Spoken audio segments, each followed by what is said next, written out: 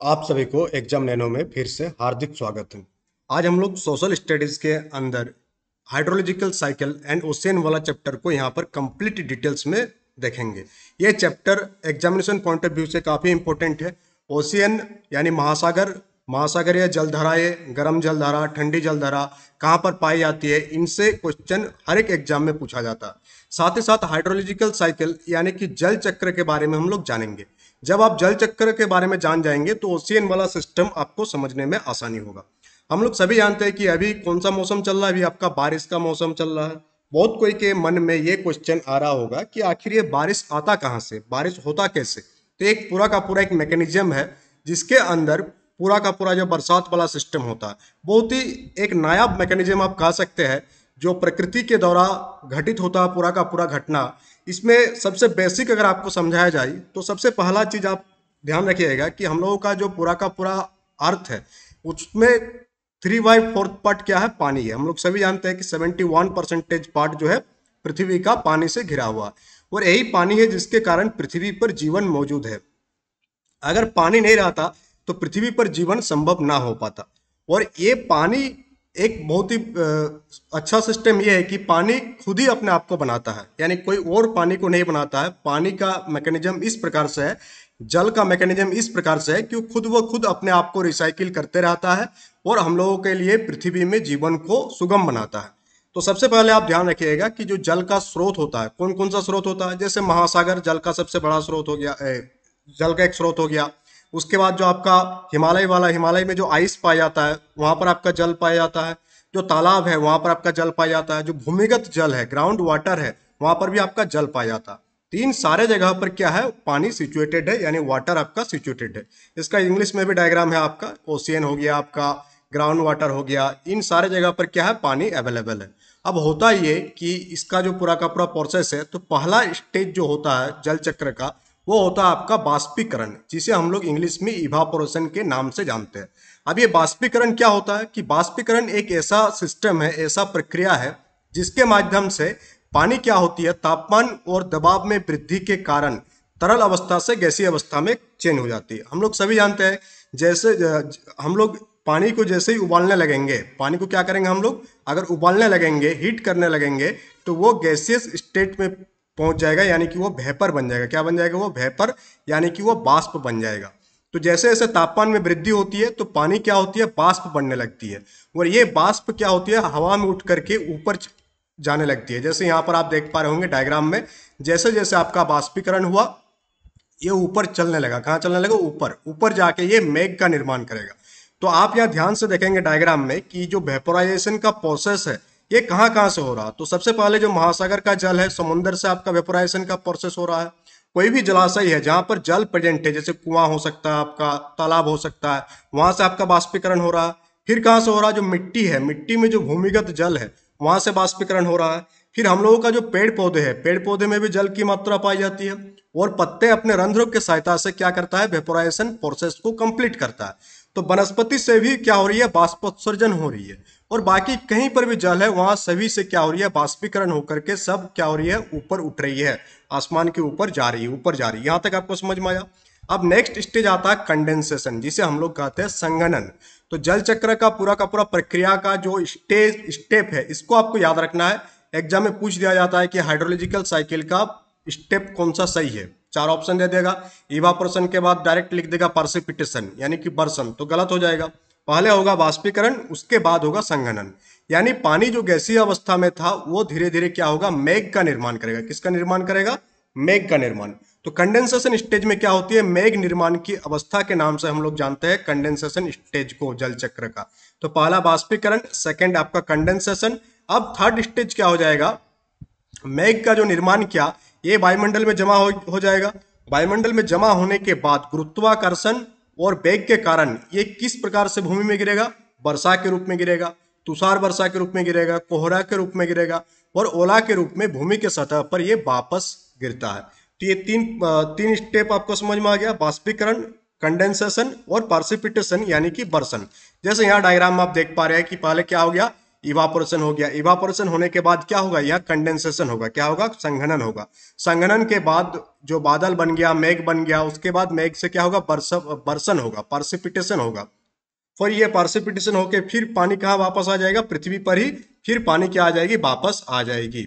अब यहाँ पर आप 2-3 पॉइंट हम लोग और यहाँ ऐड कर दिए हैं, जैसे कि आपका बाष्पोत्सर्जन। बाष्पोत्सर्जन क्या होती है, एक ऐसा प्रक्रिया है जिसके द्वारा बाष्पीकरण एवं पौधों से बाष्पोत्सर्जन द्वारा जो जल है ये भूमि से कहाँ स्थानांतरित होती है, वायुमंडल में। अपवाह जल किसे कहते हैं, जो जल बह रही है, यानी जो वर्षा का पानी जब बहती है तो अपवाह वर्षा का वो रूप है जो मृदा द्वारा अंतस्रावन या अवशोषित नहीं होता है। जैसे जब बारिश होता है, जैसे जब बारिश हो रहा तो बारिश होने के बाद हम लोग क्या देखते हैं कि बहुत बारिश के पानी का बहुत सारा पार्ट क्या हो जाते हैं, भूमिगत जल के रूप में संचित हो जाता है। बट कुछ पानी ऐसा रहता है जो भूमि संचित नहीं हो, भूमि में अवशोषित नहीं होता है। और ये किस फॉर्म में पाया जाता है, तालाब में पानी के फॉर्म में पाया जाता है, समुद्र में पाया जाता है, और महासागरों में ये पानी क्या हो जाती है, एकत्रित हो जाती है। तो इसे हम लोग अपवाह जल के नाम से जानते हैं। अब वर्षा जल का लगभग 35% जल जो है वो समुद्र और महासागर में मिल जाता है। कहाँ मिल जाता है, समुद्र और महासागर में चला जाता है वर्षा का लगभग 35% पानी। और शेष जो 65% आपका बच जाता है ये मिट्टी के द्वारा क्या कर लिया जाता है, अवशोषित कर लिया जाता है।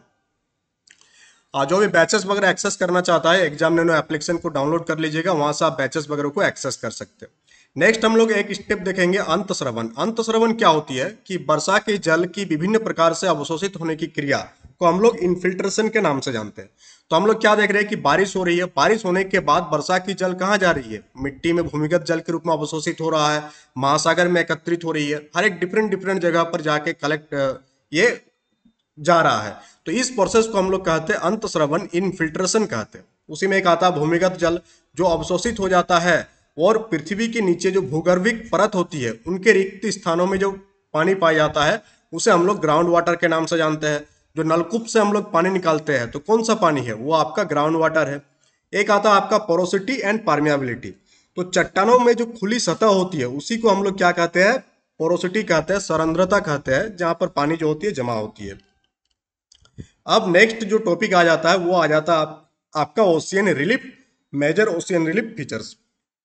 ये काफी इंपॉर्टेंट चैप्टर है और इसको आपको समझना है क्योंकि इसमें कुछ ऐसे टर्म है जो काफी हाई लेवल के टर्म आपको देखने को मिलेगा। बहुत कोई विद्यार्थी यहाँ ऐसे भी होंगे जो आर्ट्स बैकग्राउंड से नहीं होंगे या इस टाइप के टॉपिक को अभी तक नहीं डील किए होंगे। तो महासागरीय उच्चावच और उच्चावच की क्या क्या विशेषताएं है, इन सारे के बारे में अब हम लोग डिस्कस करेंगे। तो महासागरीय उच्चावच क्या है, तो महासागरीय उच्चावच का जो निर्माण होती है वो ज्वालामुखीय विवर्तनिक, अपरदनात्मक और निक्षेपणात्मक प्रक्रियाओं और उनके अंत क्रियाओं के बीच का परिणाम है। यहाँ पहले डायग्राम दिखा देते हैं आपको। ये जो आपको दिख रहा है ये सारा आपका क्या हो गया, ओशियनिक रिलीफ है। ये जो आपका येलो कलर में दिख रहा है ये सारा आपका क्या है, ओशियनिक रिलीफ है। यानी कि ओशियन के अंदर जो भूमि वाला पार्ट है उसे ही कहते हैं हम लोग क्या, ओशियनिक रिलीफ। क्या कहते हैं उसको हम लोग, ओशियनिक रिलीफ के नाम से हम लोग जानते हैं। और इसका जो निर्माण होती है किस किस कारण से होती है, एक तो हो गया कि अगर समुद्र के नीचे क्या हुआ, कोई ज्वालामुखी वॉल्केनिक घटना हुई। दूसरा हो गया कि अपरदनात्मक घटना हुई या निक्षेपणात्मक प्रक्रिया हुआ। और इन सारे के बीच जो इंटरेक्शन होगा इसके कारण क्या निर्माण होती है, ओशियनिक रिलीफ का निर्माण होती है, जिसे हिंदी में हम लोग कहते हैं महासागरीय उच्चावच। अगर हम लोग महासागरीय घाटियों की विशेषता की बात करें तो जो भू सतह की विशेषताएं होती है उसी के इक्विवेलेंट यानी उसी के समान विशेषताएं हम लोगों को महासागरीय घाटियों में भी देखने को मिलती है।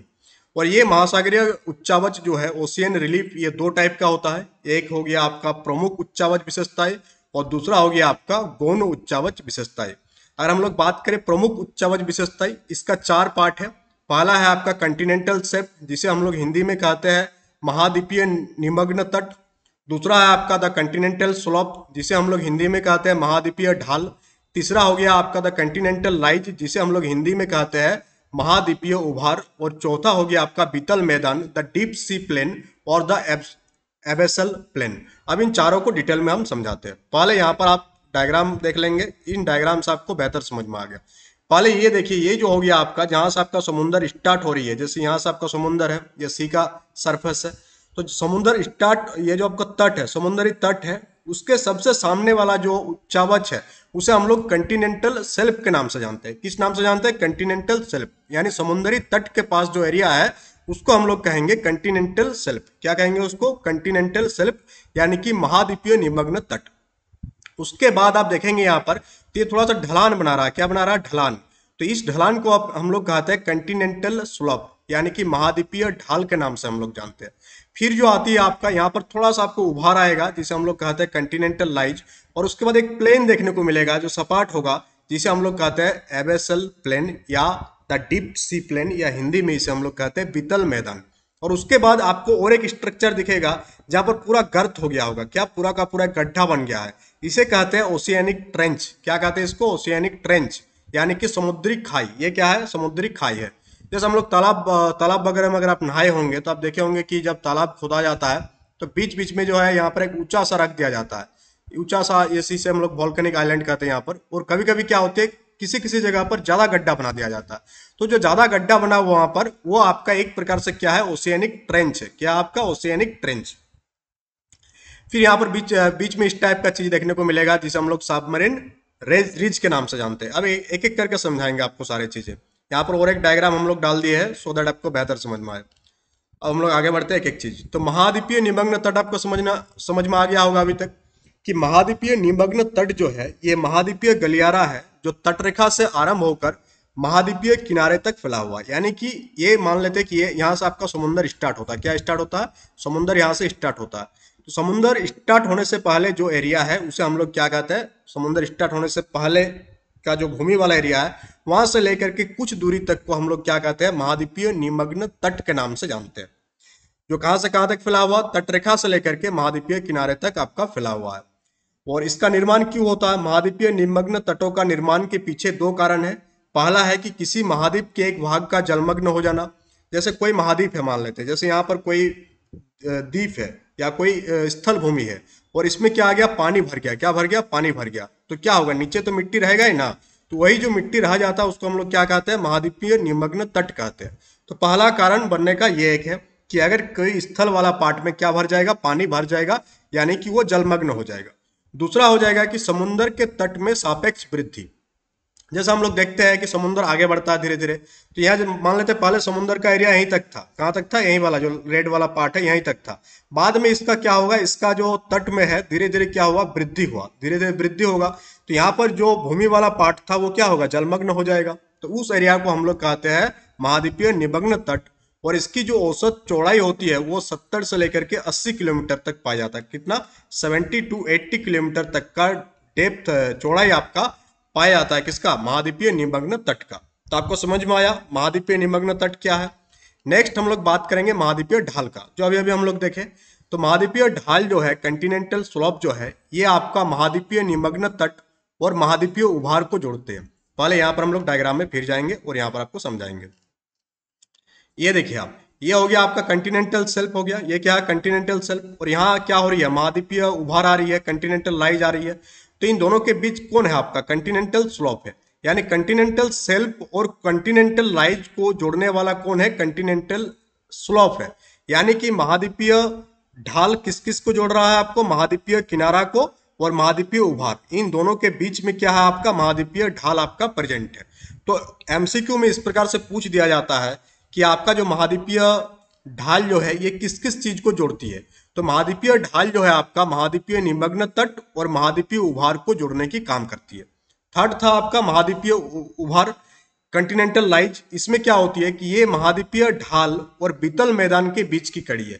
अब आप यहाँ ध्यान से देखेंगे तो यहाँ पर आपको दिखेगा डायग्राम में फिर से हम लोग जाते हैं। जियोग्राफी में डायग्राम काफी इंपॉर्टेंट रोल प्ले करता है। कहाँ देख रहे थे हम लोग? Continental lies. Continental lies, okay. तो कंटिनेंटल लाइज क्या कर रहा है आपका? ये जो कंटिनेंटल स्लोप है और ये एब्सिसल प्लेन है, इन दोनों के बीच सिचुएटेड है। तो इन दोनों को जोड़ रहा है बीतल मैदान और कंटिनेंटल स्लोप। उसके बीच में क्या आपका? कंटिनेंटल लाइज है। तो इसका पूरा का पूरा सीक्वेंस को आप याद रखिएगा। सीक्वेंस को यहाँ पर क्या करना है? आपको याद रखना। सीक्वेंस को याद आप रखिएगा, पूछ दिया जा सकता है आपसे। तो क्या क्या सीक्वेंस? पहले क्या आ जाएगा आपका? कंटिनेंटल शेल्फ आ जाएगा। पहले क्या आएगा? कंटिनेंटल शेल्फ आएगा। उसके बाद क्या आएगा? उसके बाद कंटिनेंटल स्लोप आएगा। उसके बाद क्या आएगा? उसके बाद आएगा कंटिनेंटल राइज आएगा। क्या आएगा? Continental rise. और कंटिनेंटल लाइज के बाद क्या आ जाएगा आपका प्लेन आ जाएगा। ये पूरा का पूरा सीक्वेंस आपको याद रखना है। Let's move to the next part. और बीतल मैदान क्या है, तो यहाँ पर एक इंपॉर्टेंट पार्ट है कि बीतल मैदान जो है आपका जो गहरे सागरीय मैदान है, क्या है आपका गहरे सागरीय मैदान, यानी सबसे डेप्थ में, सागर के डेप्थ में जो आपका पूरा का पूरा मैदान पाया जाता है उसे हम लोग कहते हैं बीतल मैदान। और इसे दुनिया का सबसे समतल और सपाट क्षेत्र माना जाता है। तो आपसे एग्जाम में पूछ लिया जा सकता है कि दुनिया का सबसे समतल और सपाट क्षेत्र किसे माना जाता है, तो समुद्र के अंदर जो बीतल मैदान है इसको जो है सबसे समतल और सपाट क्षेत्र माना जाता है। और ये किस चीज से ढका हुआ है, ये मैदान मिट्टी और सिल्ट जैसे तलछटों से क्या आपका ढका हुआ है। तो ये सारा पार्ट था मेन आपका उच्चावच। अब नेक्स्ट आता है आपका गौण उच्चावच। अब गौण उच्चावच को आप यहाँ पर देखेंगे तो यहाँ पर डायग्राम आई थिंक ऊपर वाला डायग्राम से काम हो जाएगा। वैसे गौण उच्चावच में क्या आता है, सबसे पहले आता है आपका रिज। क्या आता है, रिज, जिसे हम लोग हिंदी में कहते हैं महासागरीय कटक। तो प्लेट विवर्तन की दौरान निर्मित जलमग्न पर्वतों को मध्य महासागरीय कटकों के रूप में जाना जाता है। इन पहाड़ों को एक बड़े खंड से अलग किया जाता है। प्लेट विवर्तन में जलमग्न पर्वतों को, तो जब भूकंप वगैरह आता है समुद्र के अंदर तो क्या होता है वहां पर जो आपका या आपका भूकंप आता है, ज्वालामुखी आता है, तो वहां पर एक ऊंचा सा पार्ट आपको देखने को मिलेगा। जैसे ये आपका पूरा का पूरा ऊंचा का पार्ट, इसी को हम लोग क्या कहते हैं, इसी को जो है क्या कहते हैं हम लोग, एक मिनट जस्ट ए मिनट, उसी को हम लोग कहते हैं महासागरीय कटक, रीज कहते हैं। यानी ये जो आपका समुद्र है, समुद्र के नीचे जो उठा हुआ उभार वाला पार्ट है, जो किसके कारण होती है, प्लेट विवर्तन की घटना के कारण घटित होता है, जो पहाड़ बन जाती है, इसी को हम लोग कहते हैं रिज। क्या कहते हैं, महासागरीय रिज, ओशियानिक रिज। नेक्स्ट आपका समुद्री टीला।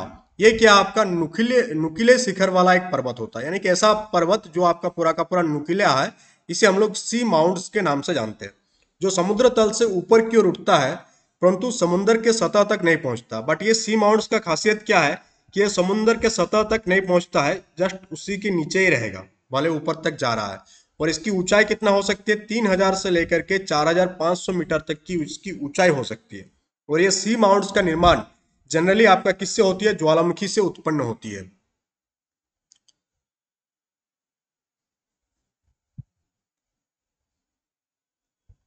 यहाँ तक आपको क्लियर हो गया, यहाँ हम लोग क्या सी माउंट्स हो गया। अब आता है निमग्न द्वीप, चपटे शिखर वाले पर्वत। किसे, जो चपटा शिखर होगा जिसका, वो जो पर्वत है जो समुद्र के नीचे पाया जाता है उसे हम लोग कहते हैं निमग्न द्वीप।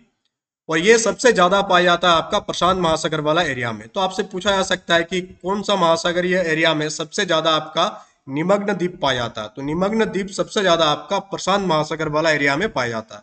फिर आपका खाई आता है, जो हम लोग बता दिया ट्रेंचेस, जो खाई बन जाता है अंदर की ओर, ये जो खाई बनाती है क्या आपका ट्रेंचेस है। और ये कितना गहराई तक हो सकती है, 36,000 मीटर तक की गहरा सबसे हाईएस्ट है। कौन सा आपका, जो प्रशांत महासागर में मारियाना ट्रेंच है, ये सबसे गहरा खाई है। और ये कहां पर स्थित है, प्रशांत महासागर में गुआम द्वीप के पास स्थित है। ये पार्ट काफी इंपॉर्टेंट है कि मारियाना ट्रेंच जो है दुनिया का सबसे डीपेस्ट गड्ढा है, जो कि 36 फीट गहरा है। और ये आपका प्रशांत महासागर के गुआम द्वीप के पास आपका सिचुएटेड है। एक नेक्स्ट आता है महासागर में हम लोग देखते हैं, वो है आपका कोरल रीफ, जिसे हम लोग मूंगा चट्टान के नाम से जानते हैं। तो कोरल रीफ जो है समुद्री जल में पाए जाने वाला एक सूक्ष्म जीवों का कॉलोनी है, जिनमें क्या होती है, कुछ पोषक तत्व पाए जाते हैं। और ये आपका क्या है, अकशेरुकीय जीवों द्वारा स्रावित कैल्शियम कार्बोनेट संरचनाओं द्वारा निर्मित पानी के नीचे विविध पारिस्थितिक तंत्र है। यानी कि आप एक प्रकार का सूक्ष्म जीवों द्वारा बनाया गया कॉलोनी है। और ये जो कोरल रीफ का निर्माण होता है किस चीज से होता है, कैल्शियम कार्बोनेट से होता है। और ये कैल्शियम कार्बोनेट कहाँ से आता है, ये जो आपका जीव है, सूक्ष्म जीव है, वो क्या स्रावित करती है, कैल्शियम कार्बोनेट स्रावित करती है। और उसी से क्या होती है, पानी के नीचे क्या बन जाती है, एक पूरा का पूरा इकोसिस्टम बन जाता है, जिसे हम लोग कोरल रीफ्स के नाम से जानते हैं। फिर एक आता है प्रवाल द्वीप। प्रवाल द्वीप कहाँ पर पाया जाता है, तो उष्ण कटिबंधीय महासागरों में प्रवाल भित्ति से जो द्वीप निर्मित होती है उसे हम लोग प्रवाल द्वीप के नाम से जानते हैं। इसे हम लोग एटॉल के नाम से भी जानते हैं। बस यहां तक आपका ओशियन वाला पार्ट कंप्लीट हुआ, जो आपका दो पार्ट था। पहला था आपका गौण विशेषताएं और दूसरा था आपका मुख्य विशेषताएं। अब हम लोग आगे बढ़ेंगे एक महत्वपूर्ण ओशियानिक घटना, और वो है आपका ज्वार भाटा। तो आप लोग सभी सुने होंगे कि समुद्र में क्या आता है, आपका ज्वार भाटा आती है। तो ये जो समुद्र का पानी है ये क्या बहती रहती है, और इन्हीं पानी के बहाव के कारण बहुत सारी घटनाएं घटित होती है। तो इन्हीं में से एक है आपका ज्वार भाटा। ज्वार भाटा क्यों होती है? सूरज और चंद्रमा के गुरुत्वाकर्षण के कारण। हम लोग क्या जानते हैं कि जो पूरा का पूरा पृथ्वी में क्या है, गुरुत्वाकर्षण बल है, और इसी गुरुत्वाकर्षण बल के कारण हम लोग पृथ्वी पर क्या है, चिपके हुए हैं। अगर गुरुत्वाकर्षण बल हट जाएगा तो हम लोग सब फेंका जाएंगे।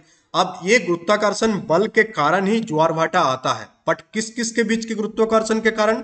सूरज और चंद्रमा के गुरुत्वाकर्षण के कारण दिन में एक या दो बार आपका क्या देखने को मिलता है, समुद्र के जल स्तर बढ़ता है और घटता है। यानी कि एक या दो बार हो सकता है, या तो जल स्तर बढ़ जाएगा या जल स्तर घट जाएगा, जिसे हम लोग ज्वार के नाम से जानते हैं। अब ये ज्वार भाटा उत्पन्न होने के पीछे कितने कारक जिम्मेदार है? 3 कारक। पहला चंद्रमा का गुरुत्वाकर्षण बल, दूसरा आपका सूरज का गुरुत्वाकर्षण बल, तीसरा आपका हो जाता है अपकेंद्री बल, जो पृथ्वी के गुरुत्वाकर्षण खिंचाव के विपरीत कार्य करता है। तो हम लोग साइंस में अपकेंद्रीय बल वाला पार्ट देखे, 2 बल होता है, एक अभिकेंद्रीय बल और एक अपकेंद्रीय बल। ये जो अपकेंद्रीय बल है ये गुरुत्वाकर्षण खिंचाव के विपरीत कार्य करता है। गुरुत्वाकर्षण बल नीचे की ओर खींचता है, बट अपकेंद्रीय बल आपको ऊपर की ओर काम करता है। तो इन तीनों के कारण क्या आती है, आपका टाइड्स आता है, जिसे हम लोग हिंदी में ज्वार भाटा कहते हैं। यहाँ पर हम लोग एक डायग्राम में डाल दिया है आपका। तो चंद्रमा के द्रव्यमान के कारण उत्पन्न गुरुत्वाकर्षण बल तथा पृथ्वी के घूर्णन के कारण उत्पन्न अपकेंद्री बल के बीच जो डिफरेंस आती है, जिसके कारण क्या आती है, ज्वार की उत्पत्ति होती है। यानी चंद्रमा का क्या है, कुछ मास है, और उस चंद्रमा के मास के कारण क्या आएगा, ग्रेविटेशनल फोर्स लगेगा, गुरुत्वाकर्षण बल लगेगा, और उसी के साथ पृथ्वी क्या हो रही है, रोटेट हो रही है। रोटेट हो रहा तो उसमें कौन सा बल जनरेट हो रहा, अपकेंद्री बल जनरेट होगा, और दोनों फोर्स के बीच क्या होगा, डिफरेंस होगा, और यही दोनों फोर्स के बीच डिफरेंस के कारण टाइड्स उत्पन्न होती है, ज्वार आपका उत्पन्न होती है। यहाँ पर 2 डायग्राम दिया गया है कि किस किस सिचुएशन में कौन कौन सा ज्वार उत्पन्न होती है। आप देख पा रहे होंगे कि जब ये जो आपका चांद हो गया और सूरज हो गया, इन दोनों के बीच जब पृथ्वी है तो बृहद ज्वार हम लोगों को देखने को मिल रहा है। बट जब चांद पृथ्वी का लंबवत है तो निम्न ज्वार हम लोगों को देखने को मिलता है यहाँ पर। अब एक मोस्ट इंपॉर्टेंट ये है आपका ओशियानिक करंट। इसको आप पूरा का पूरा, जितना स्लाइड्स इसके बाद है, इसको आपको पूरा का पूरा याद रखना ही रखना पड़ेगा, क्योंकि यहाँ से क्वेश्चन आए दिन हर एक एग्जाम में देखने को मिल रहा है। तो महासागरीय धाराएं सतह के जल की सबसे बड़ी मात्रा महासागर के चारों ओर नियमित रूप से संचालित होती है। हम लोग क्या जानते हैं कि महासागर में पानी ही पानी है, और ये पानी क्या बहती रहती है पूरा का पूरा ऑल ओवर जितने भी महासागर है। अब इन दोनों सारे महासागर में क्या होती है, जो धाराएं है उसके बीच 2 धाराएं होती है ताप के अनुसार। किसके अकॉर्डिंग? ताप के अकॉर्डिंग। ताप के आधार पर महासागरीय धारा आपका 2 प्रकार का, एक होती है आपका गर्म धाराएं और दूसरी होती है आपकी ठंडी धाराएं। अब यहाँ पर आपको याद क्या क्या रखना है कि कौन कौन सी धाराएं गर्म धाराएं है, गर्म धाराएं क्या है, ठंडी धारा क्या है। तो गर्म धारा क्या है, तो भूमध्य रेखीय क्षेत्र से ध्रुवीय क्षेत्र की ओर बहती है। अब ये जो गर्म धारा है, जैसे यहाँ डायग्राम से समझाता है आपको, जो गर्म धाराएं है आपका, ये किधर बह रहा, आप वार्म करंट को आप देखेंगे तो ये भूमध्य रेखीय क्षेत्र, जैसे ये आपका भूमध्य रेखा हो गया, इक्वेटोरियल यहाँ पर बीच बीच में है, ये आपका भूमध्य रेखीय हो गया। अब ये भूमध्य रेखीय क्षेत्र से ये देखिए आप ध्रुवों की ओर बह रहा है। किधर जा रहा है आपका, ध्रुवों की ओर, नॉर्थ पोल साउथ पोल की ओर जा रहा होगा। यहाँ पर भी देखिए आप, तो जब कोई धारा, यानी जो धारा भूमध्य रेखीय क्षेत्र से ध्रुवों की ओर बहेगा तो उसे हम लोग क्या कहते हैं, वार्म करंट, यानी कि गर्म धारा। उसे हम लोग क्या कहते हैं, गर्म धारा के नाम से जानते हैं, जो रेड वाला है। वो जो ठंडी धारा होती है वो क्या होती है आपका, तो ये जो ठंडी धारा है आपका, ठंडी धारा ध्रुवीय क्षेत्र से भूमध्य रेखा की ओर बहती है। दोनों एक दूसरे के ऑपोजिट है। गर्म धारा आपका भूमध्य रेखीय क्षेत्र से ध्रुवों की ओर बहेगी, जिसके कारण सतह का तापमान क्या हो जाएगी, बढ़ जाएगी। और ये धाराएं उत्तरी गोलार्ध में घड़ी की दिशा में और दक्षिणी गोलार्ध में घड़ी के विपरीत दिशा में बहती है। घड़ी की दिशा में यानी कि ये आपका घड़ी की दिशा में, और घड़ी के विपरीत दिशा में यानी ये इधर बहेगी। तो आप यहाँ नीचे हम लोग बात करेंगे डायग्राम के साथ और बेहतर। और ठंडी धारा भी समझ लेते हैं। ठंडी धारा क्या है कि ध्रुवीय क्षेत्र से ये भूमध्य रेखीय रेखा की ओर बहती है, जिसके कारण तापमान क्या हो जाएगा, इसका कम हो जाएगा। अब हम लोग क्या जानते हैं कि जो ध्रुव है, ये जो पूरा का पूरा ग्लोब है आपका, ये हो गया आपका ध्रुव, ये आपका ध्रुव, और ये आपका हो गया भूमध्य रेखा।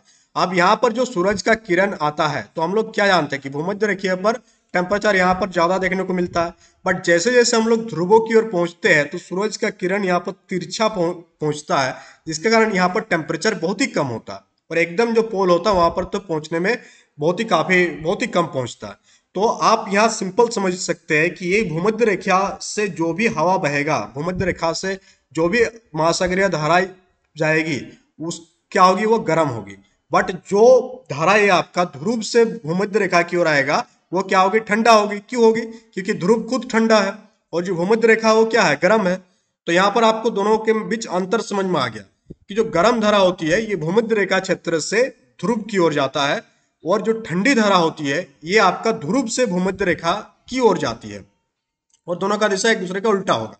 जैसे अगर हम लोग गर्म धारा की बात करें तो गर्म धारा जो उत्तरी गोलार्ध है, जैसे ये हो गया आपका नॉर्थ पोल, ये हो गया आपका साउथ पोल, तो गर्म धारा उत्तरी गोलार्ध में घड़ी की दिशा में बहेगी। यानी यहाँ पर जितने भी गर्म धारा बहेगी उत्तरी गोलार्ध में, ये आपका घड़ी की दिशा में इस प्रकार से मूव करेगी। जैसे यहाँ पर एक डायग्राम से समझा रहे हैं आपको, नॉर्थ हो गया, ये साउथ हो गया। तो आपका जो गर्म वाला है ये आपका नॉर्थ पोल में उत्तरी गोलार्ध में इस टाइप से मूव करेगा। बट जब हम लोग साउथ पोल में जाएंगे, किधर जाएंगे हम लोग, साउथ पोल में, तो घड़ी के विपरीत दिशा में, किधर मूव करेगा आपका, घड़ी के विपरीत दिशा में। तो ये मूव करेगा आपका इस प्रकार से, घड़ी के विपरीत दिशा में, घड़ी के विपरीत दिशा में। ये हो गया आपका गर्म जलधारा के बारे में। ठंडी जलधारा क्या होगी कि शीत महासागरीय धाराएं उत्तरी गोलार्ध में क्या करता है ये, जैसे यहाँ पर हम ये आपका नॉर्थ पोल, ये हो गया आपका साउथ पोल। जो कोल्ड करंट है ये आपका क्या करेगा, उत्तरी गोलार्ध में ये घड़ी की विरोधी दिशा में, यानी कि जस्ट इसका उल्टा हो जाएगा, ये इधर हो जाएगा और इधर वाला घड़ी के दिशा में, साउथ में घड़ी के दिशा में बहेगी। अब यहाँ जो डायग्राम डाला गया है वहां पर आपका क्लियरली समझ में आ रहा होगा। जैसे यहाँ पर आप क्या देख पा रहे हो, जो गर्म जलधारा है ये आपका उत्तरी गोलार्ध है,